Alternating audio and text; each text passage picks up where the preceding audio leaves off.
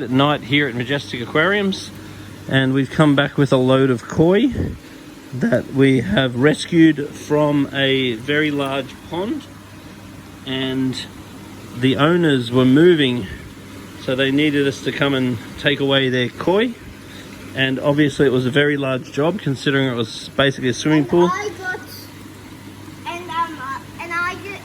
fully went in and I got soaked and that smell like sheep poo. Okay. So we went and retrieved these fish out of a pond, and it was quite an ordeal. But now we're doing what's called a salt bath. Every time you introduce koi or goldfish from one environment to the other, you really want to do a salt bath. So that's the pond that they're going into. And so when we collected the fish out of the pool, we spread them out in as many containers as possible. So we had very few fish per container. Then we acclimatized the fish into this water because the water was suitably putrid. And how did the water smell, James? It smelled like poo. And now they're in this water. And cow poo. Now it smells like that. And we're treating them with salt. So we've like a farm. Yeah, it does smell like a farm, didn't it? Now, really dirty water. We want to use about 30 grams of salt per litre for a salt bath, and we want to leave the fish in this water for about 10 minutes. I bet this would be so relaxing for fish. And what we also want to do is make sure the water's aerated. So what James is doing at the moment is just stirring the surface and just putting some oxygen back into the water.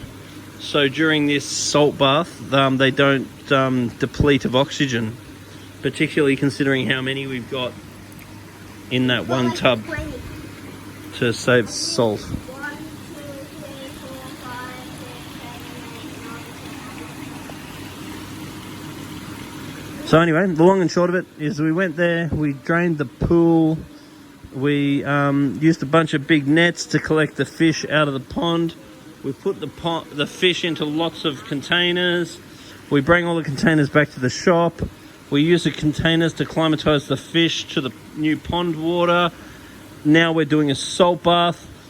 Once the salt bath is completed, we'll put the fish into the pond, and then that all should be fine, because the whole idea with the salt bath is that any organisms that could be an issue with these fish will be killed by the salt, and assumably the fish will be healthy enough to withstand a salt bath, but any parasites and so forth that are on the fish may be killed off before it's put into the new pond, because you can have a batch of fish such as these ones that have been in that pond for like years and years and years, and they may have antibodies for any potential pathogens that are on the fish, and therefore those fish may not get sick.